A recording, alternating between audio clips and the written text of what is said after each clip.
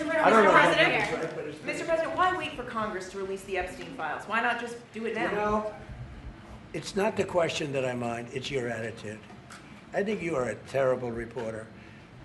It's the way you ask these questions. You start off with a man who's highly respected, asking him a horrible, insubordinate, and just a terrible question. And you could even ask that same exact question nicely. You're all psyched up. Somebody psychs you over at ABC. They're going to psych it. You're a terrible person and a terrible reporter. As far as the Epstein files is, I have nothing to do with Jeffrey Epstein. I threw him out of my club many years ago because I thought he was a sick pervert. And I guess I turned out to be right. But you know who does have?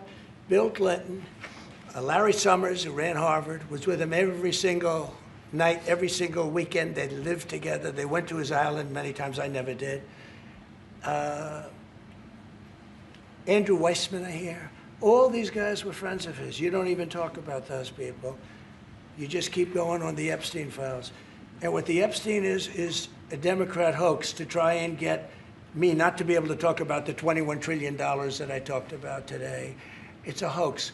Now, I just got a little report, and I put it in my pocket, of all the money that he's given to Democrats.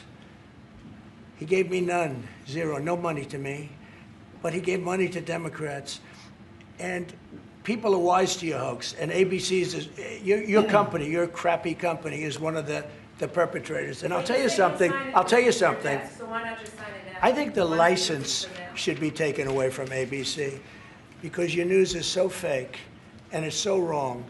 And we have a great commissioner, the chairman, who should look at that, because I think when you come in and when you're 97% negative to Trump and then Trump wins the election in a landslide, that means obviously your news is not credible and you're not credible as a reporter. So I've answered your question. You should go and look at the Democrats who received money from Epstein, who spent their time.